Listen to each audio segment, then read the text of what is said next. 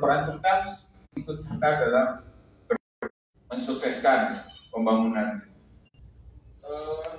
Terkait dengan ini tentu kan perlu ada komunikasi yang lebih intens ya. Oleh karena itu sekali lagi dalam konteks ini ada pesan-pesan dari pimpinan kami juga ya, termasuk kita masuk ke tahun politik dalam konteks menjaga persatuan bangsa, pemberdayaan masyarakat, perannya MLKI dan warga penghayat, kita menjaga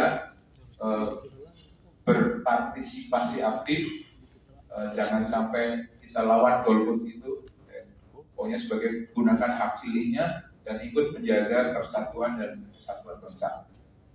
Saya kira itu yang secara umum nanti kita bisa diskusikan. Saya mungkin terlalu lama, sudah malam, mohon maaf.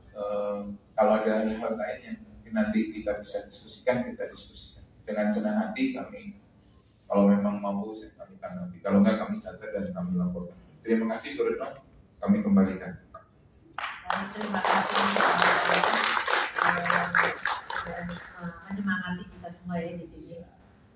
Semoga ya menyemangati dan juga menjadi tugas kita juga gitu ya, bagaimana MLKI menjadi bagian pemersatu penghayat kepercayaan, karena itu tujuan kita gitu ya. Tujuan dibentuknya MLKI kan di awal Kongres itu membentuk supaya penghayat kepercayaan itu kuat ya dalam eksistensi, menjaga eksistensinya di Indonesia.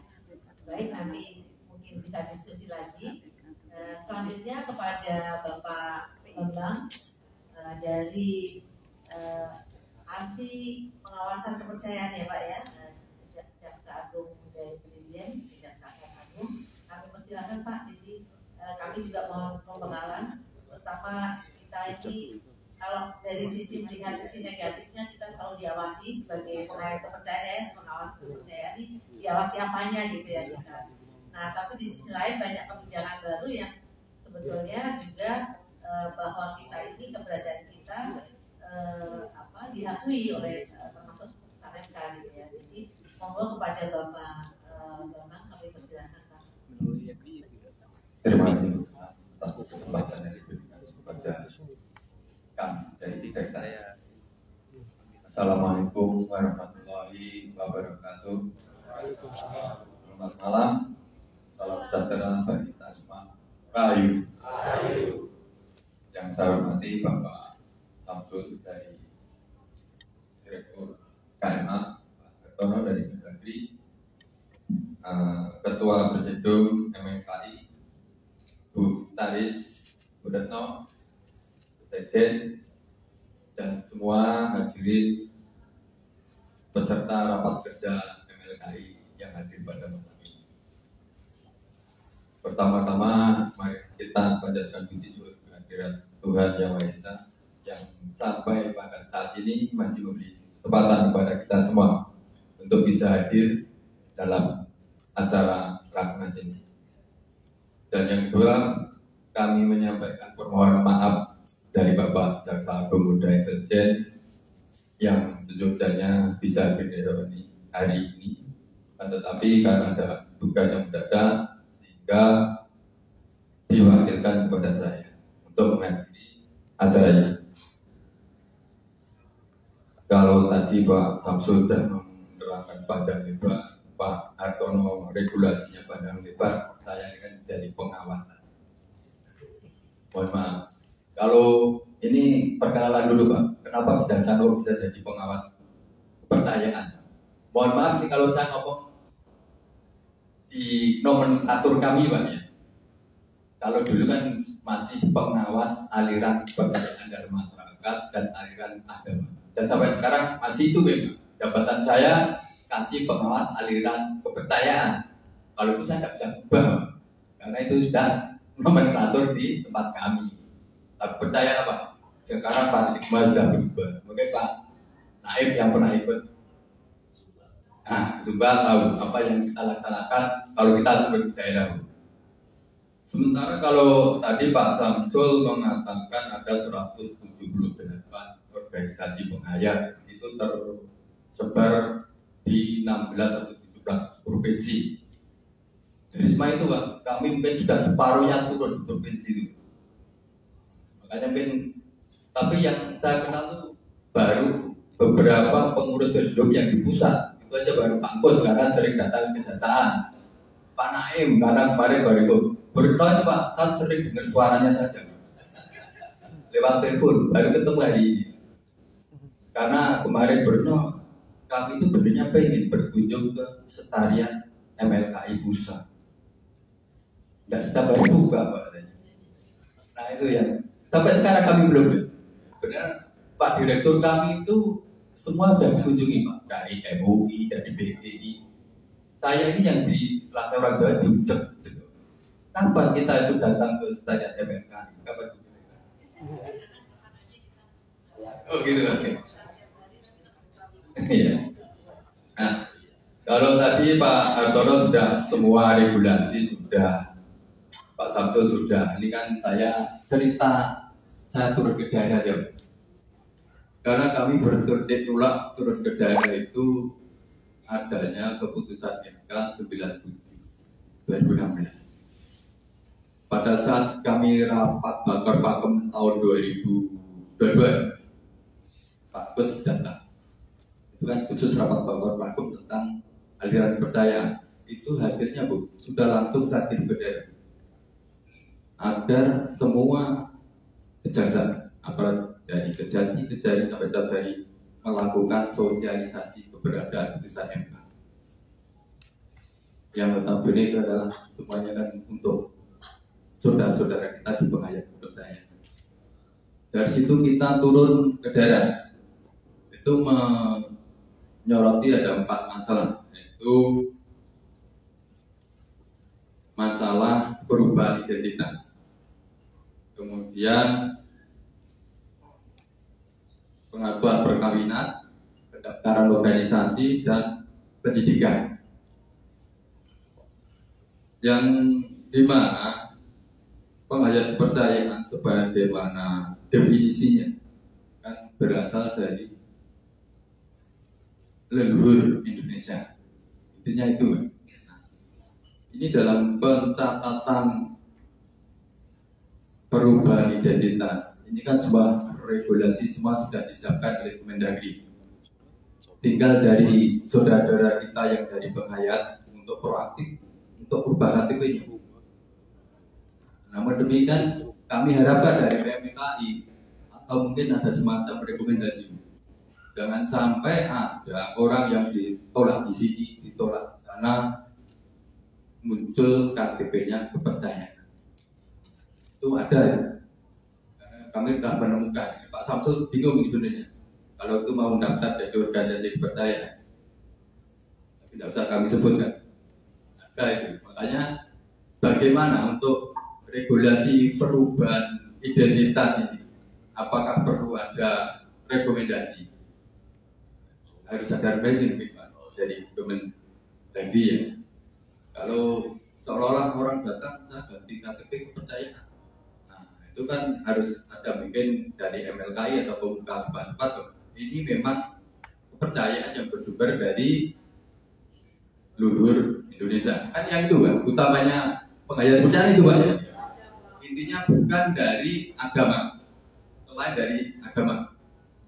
Nanti mungkin itu jadi bagian dari yang dirapatkan hari ini atau besok. Masukan untuk MLKI. Satu, untuk perubahan identitas. Jangan sampai itu tadi orang yang ditolak di sana, tolak di sini, masuk di penghayat. Itu yang coba.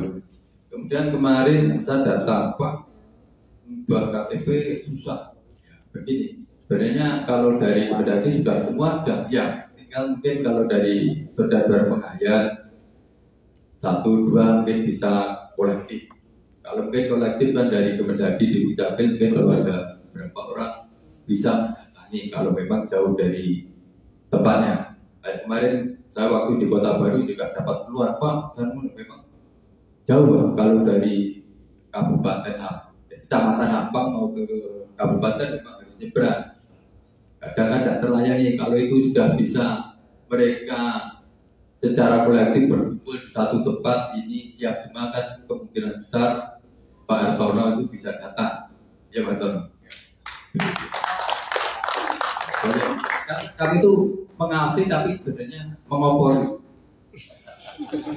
Bukan mengawasi, tapi memang masih ada juga yang takut Pak.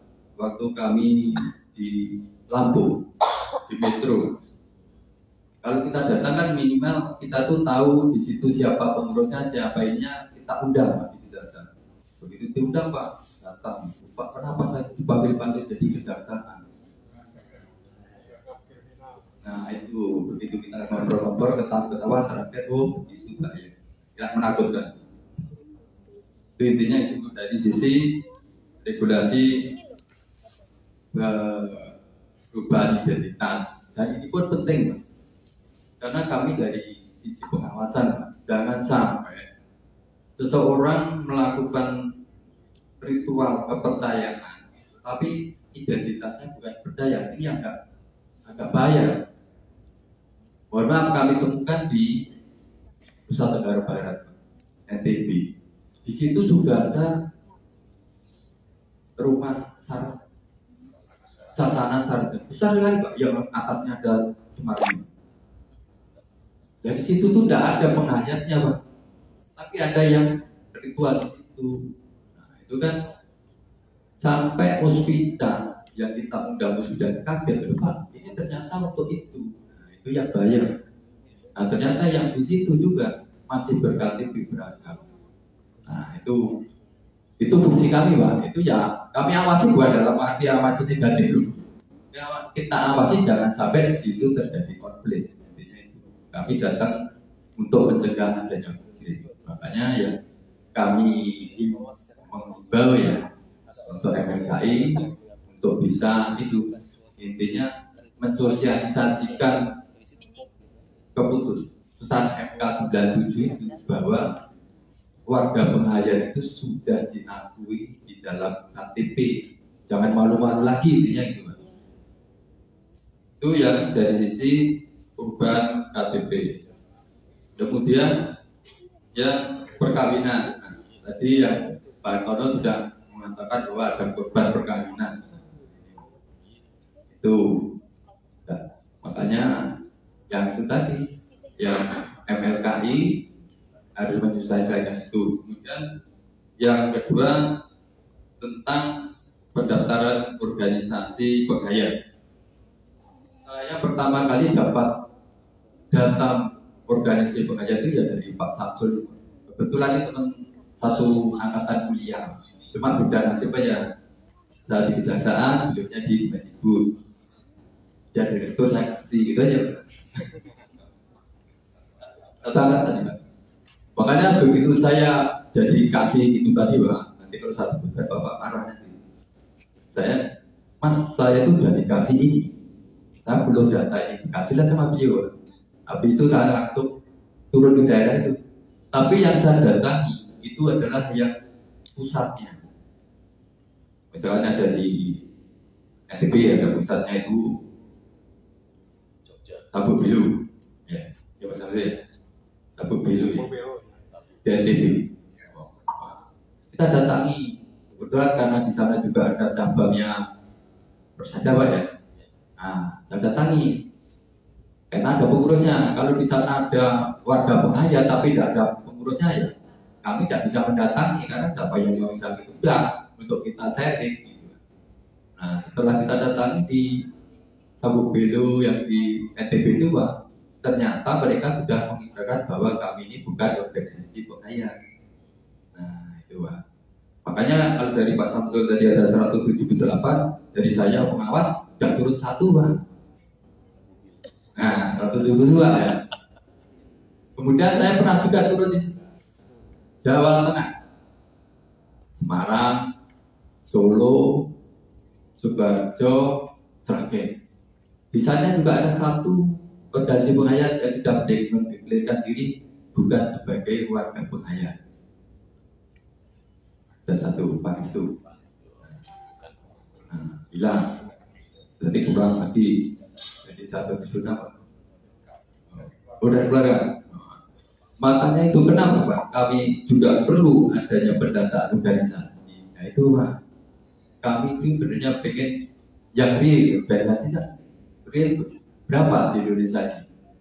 Itu, ini kami nanti kita tolong dari MLKI ya, mendata semua organisasinya ini, kemudian didaftarkan.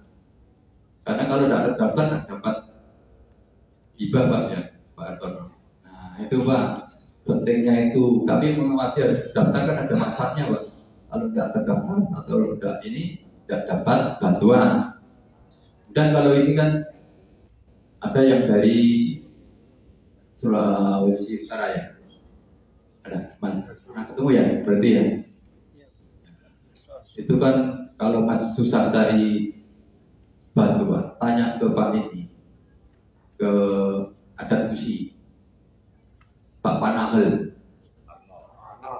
Panahan, itu sudah dapat bantuan kalau tidak dapat nggak salah 183 juta dari Pemda setempat. Nah, itu setelah kami datang ke sana. Makanya beliau itu kadang telepon jam 12 malam Pak melaporkan, Pak saya dapat dana ini untuk ini untuk ini.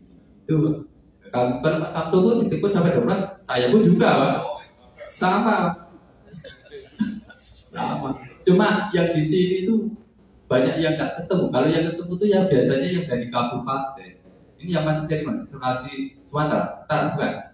Iya, pernah ketemu.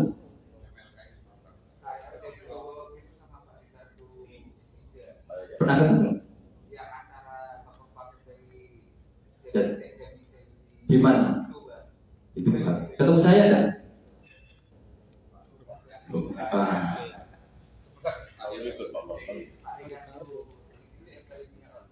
Ya, yang paling ramai karena yang kalau yang turun sama Pak tidak kan saya diam aja. Karena saya pengantarnya, kan tidak datang saya semua.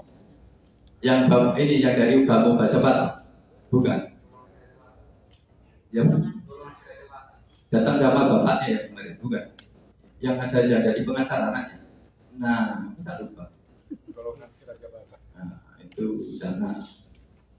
Terus yang kemudian itu Pak kemarin yang ke NTT kebetulan tanahnya ikut itu, tanahnya maka dimarah-marahi Pak.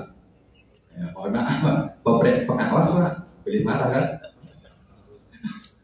Tapi kan marahnya kan tujuannya baik Pak. Di sana belum ada MLKI, sekarang sudah ada Pak. Nah, ya kan? Ini kan berkat pengawasan kami datang muncul MLKI. Nah, itu. Makanya pengawasan jangan dikonotasikan negatif sekarang. Pengawasan dalam arti positif. Ya.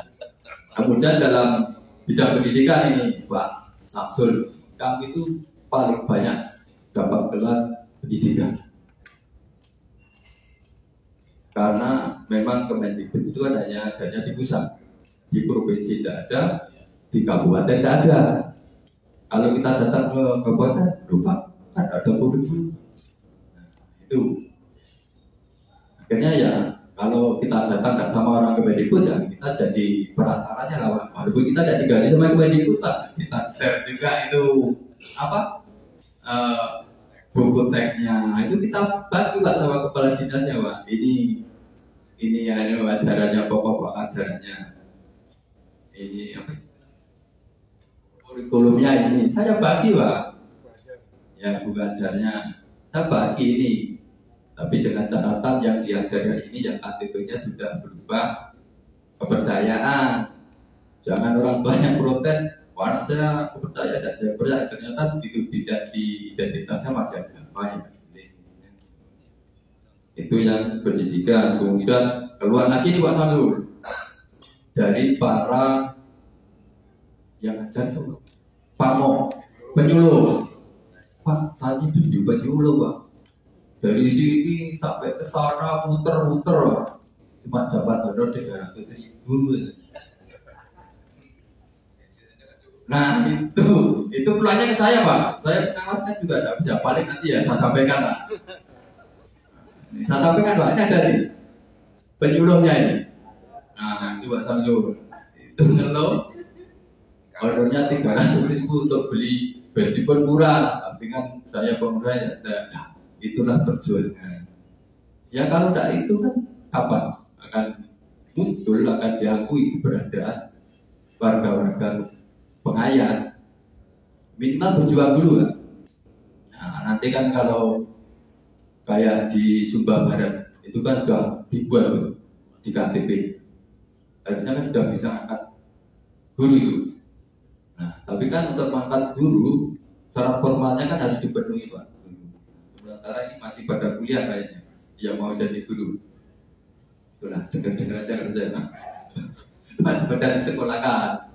Itu kan wajar, makanya sebelum ada itu ya belum gitu Pak. Dia jalan Pak. Kemudian itu kami harapkan bahwa nantinya itu MLKI jadi satu-satunya organisasi yang mewadahi pengayat. Kenapa demikian Pak? Kami ini kan pengawas Pak. Pengawas juga belum tentu ahli Pak. Kalau ada suatu masalah terkait pengayat, kami kan tanyanya ke ahli.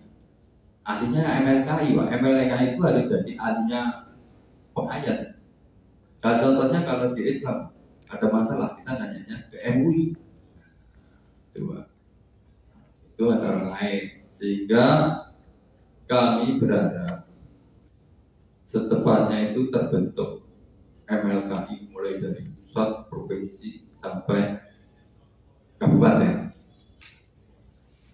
Kalau mempunyai kesulitan apa, datang aja Pak di kejaksaan.